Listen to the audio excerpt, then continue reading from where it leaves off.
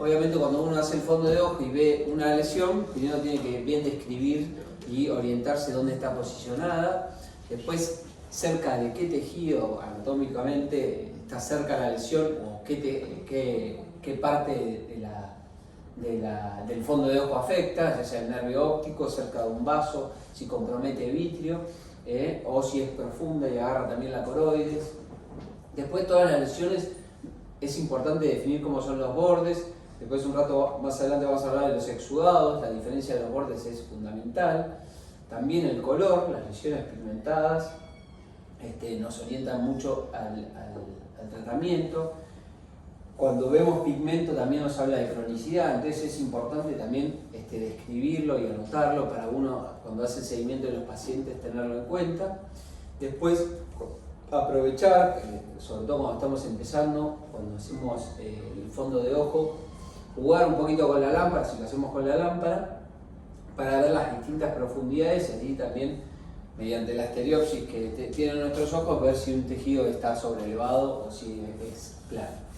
Y obviamente después de haber visto bien todas las características de una lesión, ahí uno con lo que fue estudiando puede ir armando la historia y definiendo el origen de la lesión, ya sea inflamatorio, vascular o tumoral. Gracias, Jimmy, yo te podría haber pasado. No, pues está bien, fue lo mismo eso.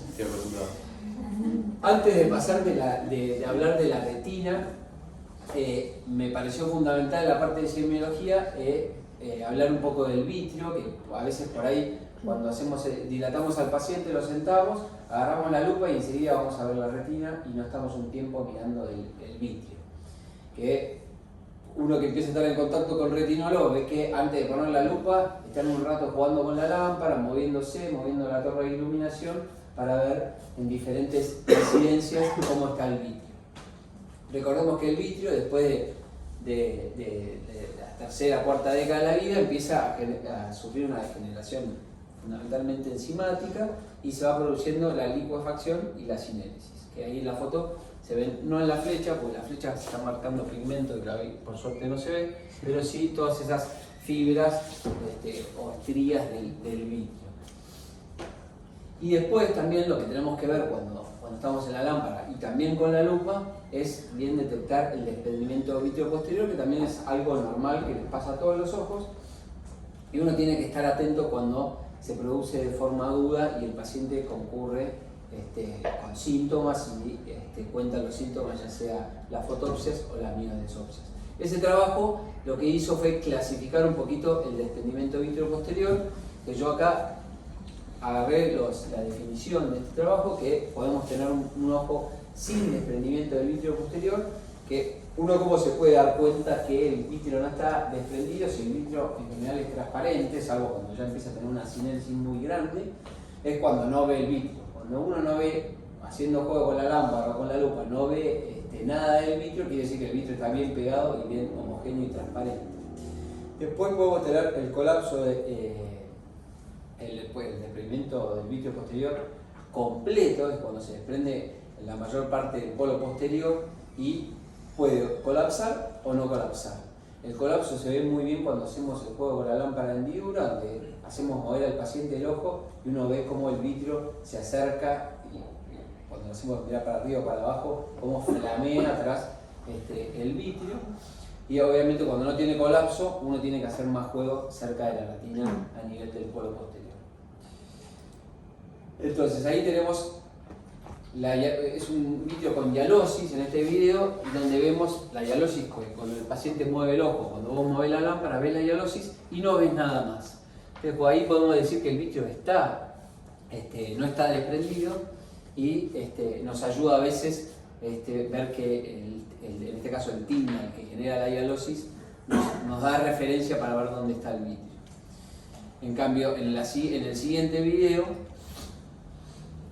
no tenemos nada, solo vemos el polo posterior, hace un poquito de juego y no ve, sobre todo acá al costado, no llega a ver ninguna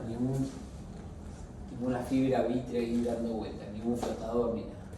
En cambio acá tenemos el desprendimiento posterior con colapso. Fíjense cómo el haz de luz está acá y fíjense acá, no sé si llegan a ver, que hay está el vitrio Flameo. flameando ahí, moviéndose con los movimientos del ojo y con el parpadeo. Ese claramente es un desprendimiento posterior del vitrio con colapso. Esto es importante que, aunque el paciente no tenga síntomas, cuando hacen un fondo de ojo de control, practiquen para verlo, porque cuando el paciente viene con síntomas es muy útil. Ese es un desprendimiento posterior del vitrio sin colapso. Fíjense que no se ve tan adelante, pero sí se llega a ver acá finito que acompaña todo el polo posterior, pero separado de la retina.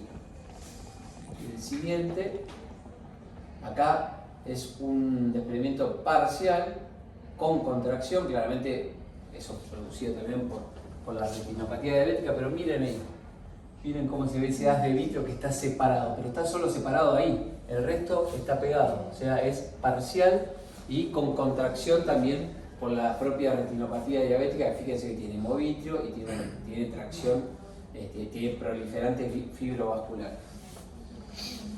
Y este es sin contracción, este va a ser más difícil de ver, pero fíjense que un poquito acá se nota el vitrio desprendido, pero no está contraído por ninguna membrana anterior. Y después el otro es el vitrio digamos, desprendido parcial. Fíjense que si se llega a ver ahí, fíjense ahora que lo vamos a ver de vuelta, y ahí se desprendió de forma parcial y dejó, por eso se llama M, porque dejó la hialoides posterior pegada a la mácula. Que eso también es muy útil, porque uno dice, bueno, este paciente probablemente desarrolla una membrana epirretinal a partir de este desprendimiento. Y esta foto es muy característica, que eso también uno cuando lo aprende a ver y lo ve por primera vez dice, esto está buenísimo, pero lo tiene que buscar, ¿sí? Este es el anillo, no sé si lo llegan a ver, fíjense que no está haciendo foco en el nervio óptico y se tuvo que ir bien para atrás como si tuviese presbicia y para ver bien el anillo perfecto ahí notado, y eso también, eso es un desprendimiento posterior del vitrio total. Y otra cosa que tenemos que ver en el vitrio es cuando tiene hemorragias, ¿sí? Cuando tiene hemorragia, los síntomas pueden ser iguales al desprendimiento posterior del vitrio. Tengo mielodesopsias. Y obviamente si el sangrado es muy extenso, vamos a ver muy mal el fondo de ojo, pero aún así es útil hacer el fondo de ojo para ver los diferentes estadios de las hemorragias, la extensión de la hemorragia, y ver si se ve algún claro para ver la retina, ver si la retina está desprendida o si tiene alguna patología que haya predispuesto a la hemorragia. Y después la vitreitis, pasamos en la siguiente también, ahí está, y la siguiente también, que tiene diferentes formas. Uno cuando tiene mucha vitreitis, en el polo posterior le cuesta ver y lo ve turbio. La típica es la imagen de faro en la niebla, cuando el paciente tiene toxoplasmosis, uno ve en el fondo un foco de retinitis bien blanco y es lo único que ve. La vitreitis le tapa el resto, pero la vitreitis, perdón. Y después el tinte al vitrio, fíjense como acá hay células en el vitrio anterior, eso no se ve con la lupa, sino que con la lámpara. Por eso le digo que es importante antes de poner la lupa jugar con la lámpara para ver el vitrio anterior. Y las snowballs de ahí, que también es típico de la uveitis intermedia. Una pequeña acotación, pero es importante esto. Es verdad que por ahí en las apuradas, por ahí uno está en la guardia y tiene un montón de pacientes y no se detiene a ver el vitrio, simplemente que viene con mielodesopsias y uno ni siquiera se fija si tiene polvo de tabaco. Pero a mí me pasó ayer que vino una paciente de 55 años que yo había visto por un colapso vitrio, en realidad por mielodesopsias en un ojo, y vino con un desgarro bastante ecuatorial, lo cual era raro, y vino por mielodesopsias en el otro ojo un año y medio después. Y las mielodesopsias era claramente una hemorragia, y ella con 55 años, sin diabetes, sin otro antecedente, obviamente me hizo un poco más de ruido, y le miré antes el vitrio y tenía vitreitis, y resultó ser una parsplanitis, ¿no? Una uveitis intermedia. Entonces, en las apuradas de la guardia uno se puede morfar estas cosas, pero está bueno también mirar la retina y mirar el vitrio antes para ver estos signos indirectos o directos que a uno le hacen pensar y básicamente achicar el embudo de posibilidades de lo que puede llegar a buscar en la retina. Perdón. Muy bien, es importante lo que dijo, fundamentalmente porque cuando el vitrio tiene algún cambio, sobre todo con el desprendimiento agudo, pasan a tener relevancia esto que vamos a hablar ahora, que son las degeneraciones de la retina periférica. Que las degeneraciones de la retina periférica, tenemos que definir qué es la retina periférica, es la que está entre la obra cerrata y el ecuador. El ecuador es esa línea celeste o gris imaginaria, gris en realidad, imaginaria, que hace toda la vuelta 360, que es más o menos a la altura de las ampollas de las corticosas, o de los 13 milímetros de la inserción del recto, que eso es imposible, pero traten de guiarse más o menos cuando llegan a ver las ampollas de las corticosas. Y acá tenemos la retinosquisis senil. La retinosquisis es o adquirida también se llama, que es cuando uno es más grande, se le puede dividir la retina a nivel de la plexiforme externa, dividirse en dos y formar esto que se llama retinosquisis, que puede ser así bullosa como se ve ahí, o puede ser más reticular. Fíjense que ahí se ve la sobreelevación, por eso también es importante empezar a definir cómo son las lesiones, si están sobreelevadas, si cambia el color en la retinosquisis, la retina se ve más pálida, y fíjense cómo los vasos nos ayudan para ver que está sobreelevado. Y acá en el corte de OCT, fíjense cómo la retina está dividida en dos. Acá en las flechas ya podemos ver que la retina externa también tiene una solución de continuidad, por eso la retinosquisis es una degeneración que predispone, o hay que estar atentos a que no produzca un desprendimiento de la retina. Y ahí en la ecografía podemos ver que la retinosquisis es una membrana continua, eso nos ayuda para diferenciarla de la hialoide posterior porque está muy engrosada, y que cuando identamos no cambia de forma. Típico susto de la guardia, ¿no? Cuando ves una de estas. Y lo que ayuda es la localización de la retinosquisis, que es temporal inferior y muchas veces es bilateral, entonces eso también ayuda para quedarse un poco más tranquilo. Por eso es siempre importante también dilatar los dos ojos.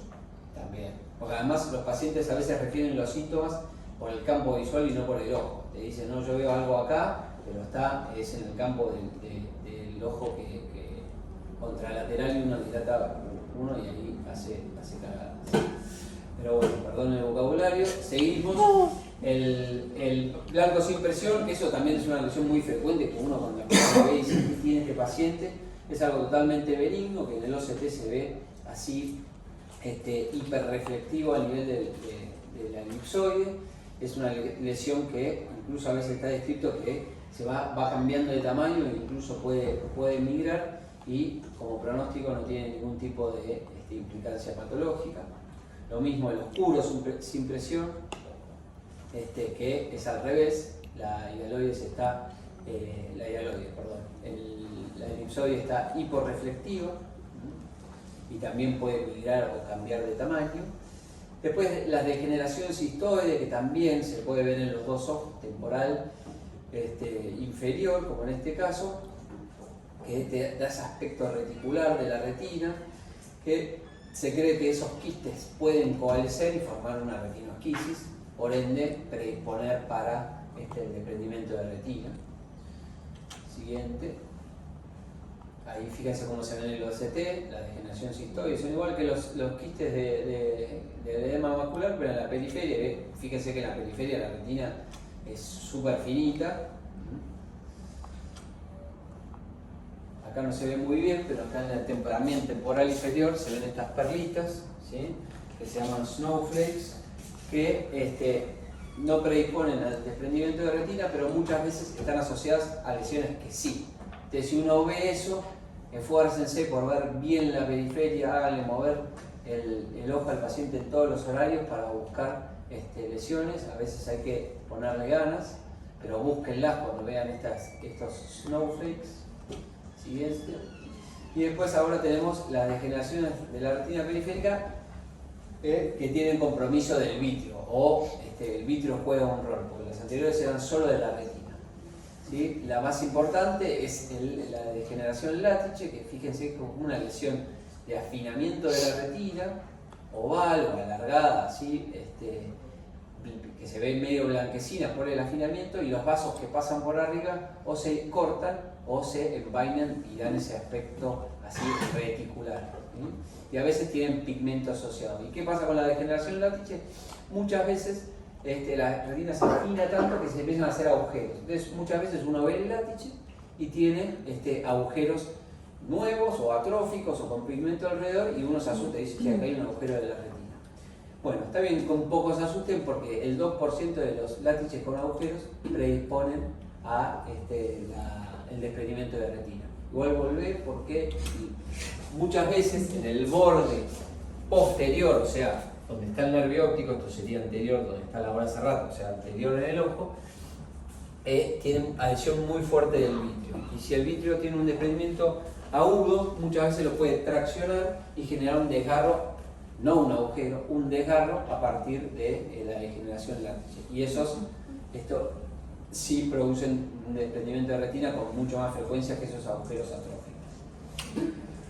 La degeneración en baba de caracol también da miedo cuando la vemos, porque también puede estar asociada con agujeros atróficos, porque también, fíjense que de todas es la que mejor nombre tiene, porque realmente parece baba de caracol, y sí puede tener los agujeros atróficos, o también lo que se describe es que puede ser la lesión antecesora del látice. Entonces siempre hay que observarla en pacientes que tienen esta lesión.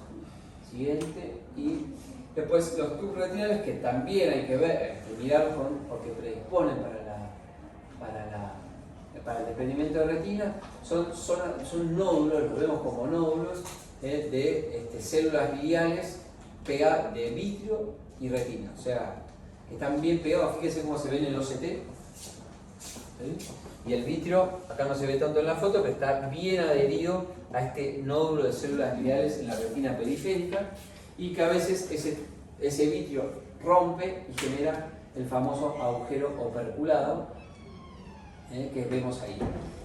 La bibliografía dice que los agujeros operculados pueden no tratarse, pueden observarse, pero bueno, cuando recién hablábamos con Jimmy que cuando vemos estos agujeros, uno, y más si es así medio agudo con síntomas, decide tratarlo, y más si en el borde ves que la retina está más pálida. Por eso también es importante ver las características de la lesión.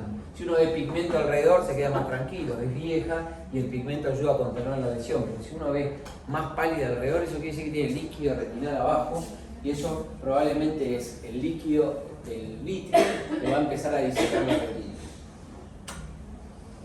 Y después el desgarro en la herradura, que uno lo puede ver así aislado, o a partir de una lesión de las que hablábamos recién, pero claramente hay que tratarlo. Con la foto anterior se veía el láser alrededor, ¿sí? Para contener el desgarro. Eso no hay mucha discusión, que hay que tratarlo, porque predispone al desprendimiento de retina. Fíjese que esto no es un desgarro en la herradura, sino un desgarro gigante, con toda la retina desprendida. Fíjense que cuando uno ve la retina desprendida, tiene que cambiar también, jugar con la lámpara, porque al principio ve como medio todo turbio, y después con los movimientos de la lámpara empieza a hacer foco en la retina desprendida, y yendo hacia el paciente ve la retina no desprendida. Típico del desgarro gigante también, el labio posterior, que se ve como medio replegado, es un típico signo también de cuando los desgarros son así tan grandes, que está bueno cuando uno hace la cirugía. Como que tiene una solapita acá. Sí, esa solapa, que si uno cuando tratás de hacerle el láser, es mucho más fácil comer ese labio y después hacerle el láser para que pegue bien, porque si no probablemente se desprenda, pues tiene más chance de redesprenderse después de la cirugía. La siguiente también es un desprendimiento, por eso sigo haciendo hincapié en mirar las lesiones. Acá uno ve la retina desprendida y ve esta línea de pigmento acá, que uno dice esto es una línea de demarcación, o sea, la propia retina fue defendiéndose de la retina desprendida. Como esto era inferior, el tiempo y va en contra de la gravedad, tarda más en desprenderlo, pero fíjense que la línea más o menos llega para acá y ya el tejido, la retina ya se empezó a levantar ya cerca de la mácula. Entonces uno dice, esto hay que operar. Y fíjense que acá se ve, no es un desgarro, sino es una diálisis, ¿sí? Que se ve, o sea, se soltó la retina del borde. Esto es un cuadrito en medio de resumen de qué es lo que hay que hacer cuando uno ve degeneraciones retinales. Lo más importante es desgarro en herradura, se trata. Agujero perculado, yo lo trato de tratar, a menos que es un paciente que no tenga síntomas o que tenga una cronicidad o que sea muy avispado. O que sea muy avispado y venga del control. Después, obviamente, las roturas traumáticas se tratan. Y después, bueno, hay algunas cosas muy puntuales, pero obviamente es usar el sentido común. Y después, estas degeneraciones retinales, que son las corioretinales, no tienen mucha implicancia con el desprendimiento de retina, pero las van a ver y a uno, cuando no la vio nunca, dice: ¿qué es esto? ¿Será una lesión de toxo o es una atrofia corioretinal de tipo paving stone o empedrado, que es esta que ven acá, que es atrofia del EPR, y se ve bien las coroides atrás, la esclera también. Y después también podemos ver drusen periféricos, que son similares a lo de la mácula, que están asociados a la degeneración macular, que se ven bien hiperreflectivos. Entonces, como conclusiones de la degeneración periférica, es los desgarros en herradura y las roturas requieren tratamiento, y las atróficas y operculadas asintomáticas rara vez necesitan tratamiento. Y después, esto que sirve bien para la práctica, es un paciente que viene con desprendimiento vitrio agudo, uno lo sentó en la lámpara, vio que el vitrio posterior está desprendido, pero no ve ninguna solución de continuidad. ¿Qué hacemos? Lo volvemos a citar, porque el 2% desarrolla un desgarro en la semana siguiente. Entonces, en 2 semanas, 3 semanas, la paciente lo citamos de vuelta. Entonces uno se queda tranquilo. Porque además, muchas veces pasa que uno no la ve y estaba ahí. También hay que ser prácticos. Y después, si uno ve, cuando hace el examen, en un paciente con desprendimiento agudo del vitrio, ve polvo de tabaco o pigmento en el vitrio, ve una hemorragia, o tracción, ¿viste? Cuando veíamos los tufos retinales, que se ve la tracción, ahí uno también tiene que volver a citar al paciente, porque puede desarrollar un desgarro, una rotura o un desprendimiento. Y obviamente en estos casos, sobre todo cuando uno está en la guardia, es hablarle bien de las pautas de alarma, ¿sí? Biodesopsias, fotopsias, ni hablar si un paciente ve una cortina negra, y obviamente tiene que consultar.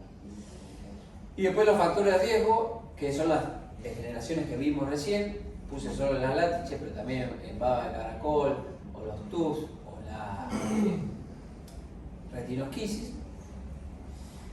La cirugía de catarata y también los procedimientos con jack láser de la capsulotomía posterior o inyecciones intravítreas, o sea, pacientes que tienen una degeneración retinal.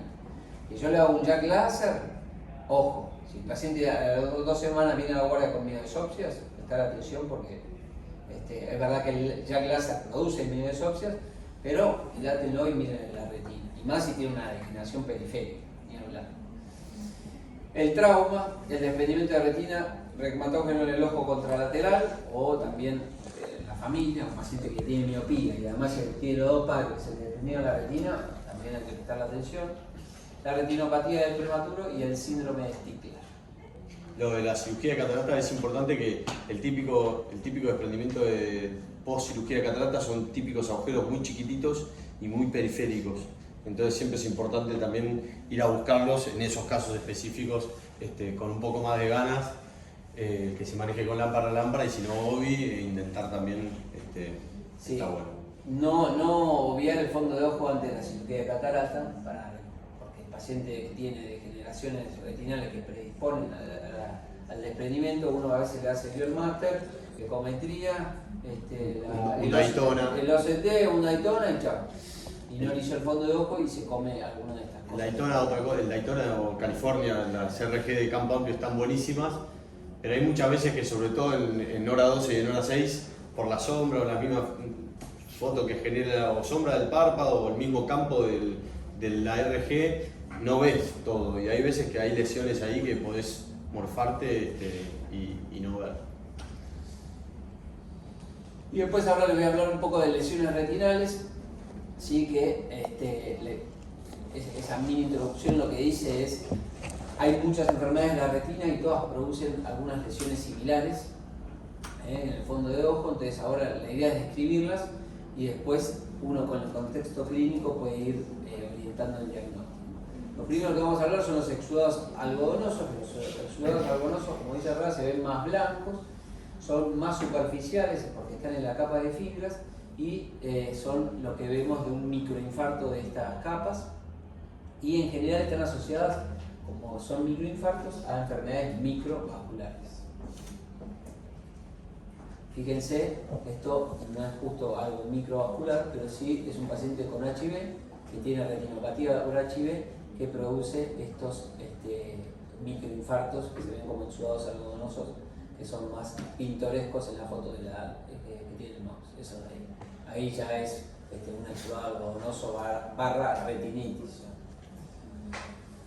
Acá es un paciente con hipertensión arterial, fíjense que la papila está borrada, o sea, es un paciente con hipertensión arterial alta, paciente que seguramente tiene insuficiencia renal, requiere diálisis. Uno le hace el fondo de ojo y ve, aparte de hemorragias, estos infartos de la capa de fibras que se ven como exudados algodonosos. Y se ven también los vasos tortuosos y un montón de otros signos típicos del cuadro. Esta es una trombosis de rama, vemos las hemorragias asociado a exudados algodonosos.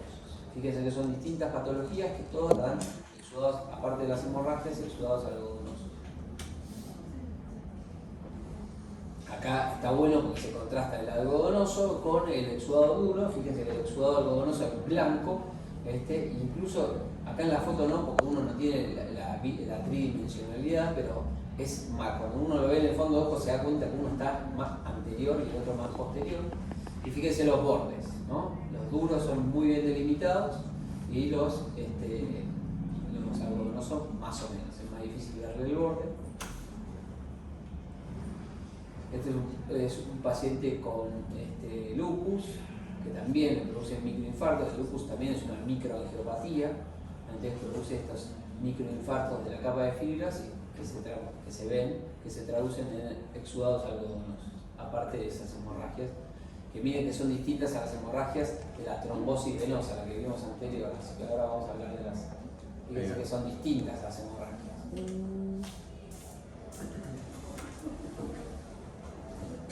Este es un paciente con Purkinje, que también da estos exudados algodonosos muy floridos. Fíjense que es un cuadro bastante parecido al de la hipertensión. El Purkinje es el cuadro que se genera también bilateral por la compresión torácica, generalmente después de accidentes automovilísticos o lo que fuera. Y nada, un cuadro bastante parecido al de la hipertensión. Y acá tenemos los exudados duros que tienen otra fisiopatología, son exudación de la microvasculatura y que van depositándose lípidos y lipoproteínas, por eso también se ven así amarillentos, y son más profundos. No están en la capa de fibras, sino que están más en la retina externa. Y fíjense que pueden estar aislados, dispersos, o pueden tener dos tipos de distribución. Uno es el patrón circinado, que es un círculo alrededor de, en general, un microneurisma, o en estrella macular, que es cuando se acumula en la capa de Henle de la mácula. Este es un paciente con retinopatía diabética que tiene un microneurisma. Ese microneurisma filtra, genera líquido y los lípidos se van acumulando en los bordes, generando círculos, que eso es el exudado duro circinado, ¿sí? Esto también, que lo vimos en OCT que mostró Jimmy, que también tenía maculopatía relacionada a la edad, que exudan mucho, las membranas se exudan mucho y van acumulando esos lípidos que forman exudados duros. Esto es un tremendo exudado duro, o sea, es exudación muy intensa, que forma estos exudados que se llaman en tipo Coates, porque se ven mucho en la enfermedad de Coates, como en este caso. La enfermedad de Coates, sobre todo cuando empiezan en los niños, no la del adulto que mostró Jimmy, que no tenía tanta exudación así típica de Coates. Fíjese que la periferia tenía lesiones como la que mostraron anterior en la radiografía, que tenía microneurismas, y si le haces una RFG, ahí es toda la retina isquémica. Acá también es exudación muy intensa, incluso acá lo pueden describir exudación tipo Cox, pero bueno, acá tiene un hemangioma que es muy fácil de ver, no en esta foto porque está cortada, pero uno cuando le hace el fondo de ojo y ve un hemangioma va a ver que en general exudan mucho. Son tejidos tumores benignos, pero el problema es que en la retina no se puede exudar, está prohibido. Esta es una corioretinopatía hemorrágica periférica exudativa, que es la versión de la maculopatía, pero periférica, y fíjense, la exudación, eso es un exudado duro, enorme, aparte de otras cosas, ¿no? Y esto es un exudado en circina, enorme, porque tiene un hemangioma capilar, que es difícil de ver acá, pero se ve así rosadito, es muy típico. Este es un hemangioblastoma, lo van a ver cuando lo vean, va a ser para sacarle fotos, que son pacientes que o puede ser aislado o puede estar en el síndrome de von Hippel-Lindau, entonces el paciente hay que derivarlo para que le vean el cerebelo, la médula espinal, el riñón, y exuda mucho también. Acá tenemos una toxoplasmosis que genera el foco de retinitis, y la retinitis genera inflamación, o sea, aumento de la permeabilidad vascular, y se van acumulando exudados alrededor de la mácula, en este caso formando una estrella incompleta. Esto es una estrella completa, mucho más linda que la anterior, también con el foco de retinitis. Acá, fíjense, retinitis, inflamación, genera aumento de la permeabilidad vascular y se van acumulando los exudados. Y en la otra foto, fíjense que tiene unos infiltraditos chiquititos que no se ven muy bien, eso es típico de la Bartonella. Entonces, ese paciente tiene neuroretinitis con estrella macular provocado probablemente por la Bartonella.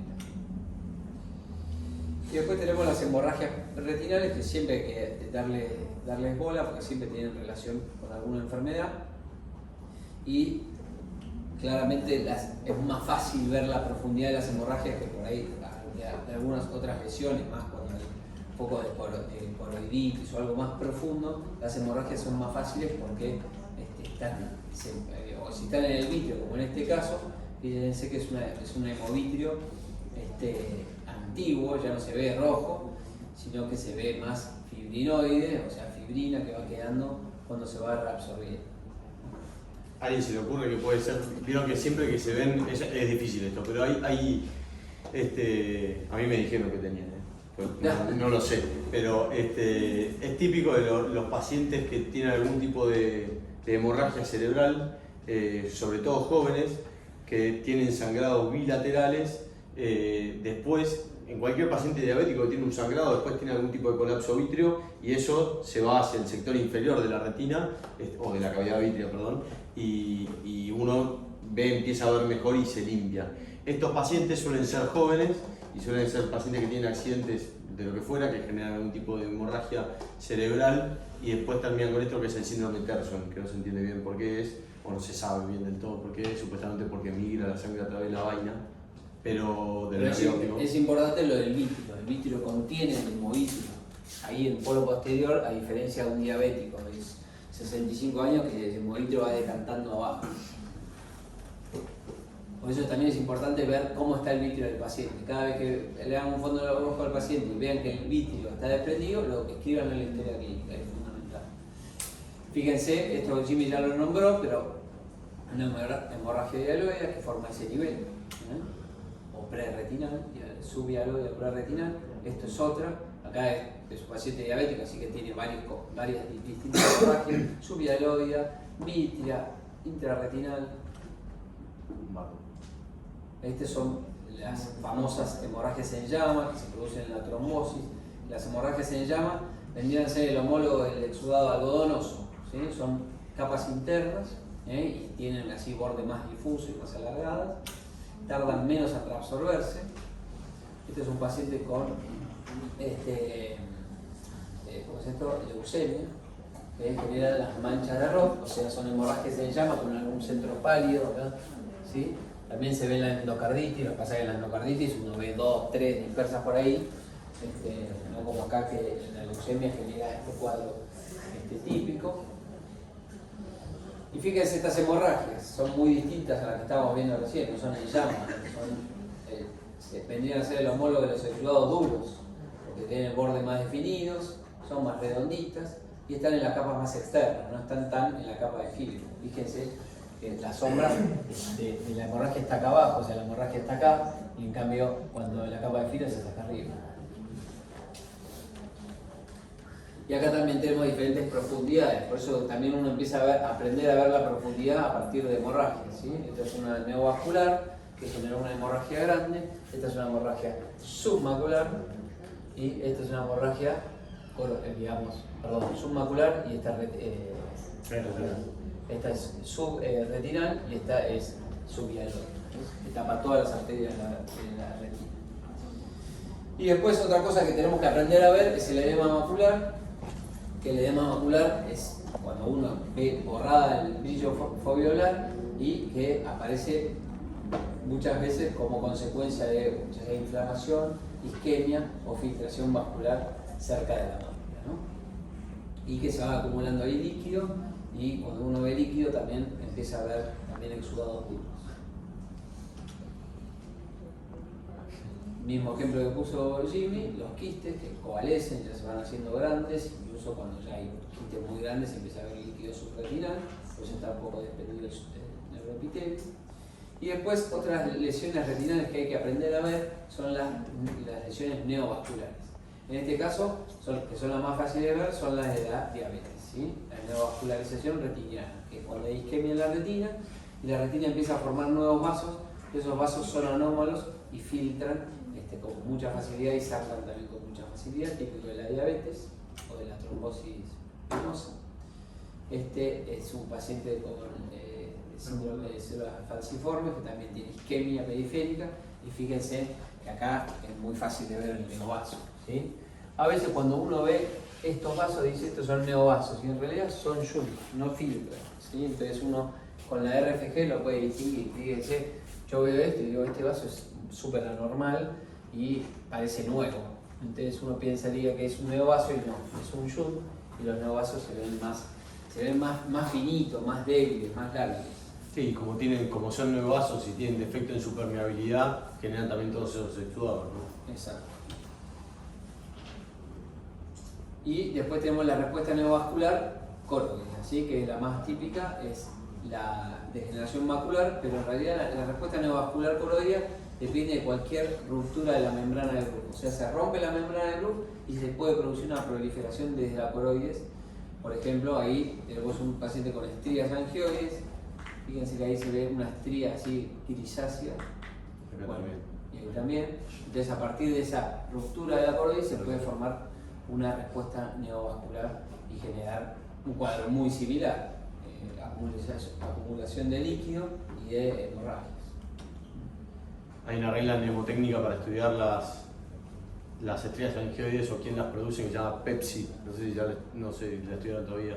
Pero básicamente el pseudosantoma elástico son patologías rarísimas, pero están. También en el paciente miope se pueden dar los Lacker cracks, pero el pseudosantoma elástico, Ehlers-Danlos, no me acuerdo cuál es más, pero eran 5. La última es idiopática. La última es idiopática, esa es la fase. Después, esa es otra respuesta neovascular, a partir de la coroides. La retina de los miopes muchas veces también se rompe la membrana de Bruch y se producen estas membranitas neovasculares. Fíjense que es muy parecida, pero cuando ves el contexto de alrededor decís esto no es degeneración macular, sino es una membrana neovascular miópica. Y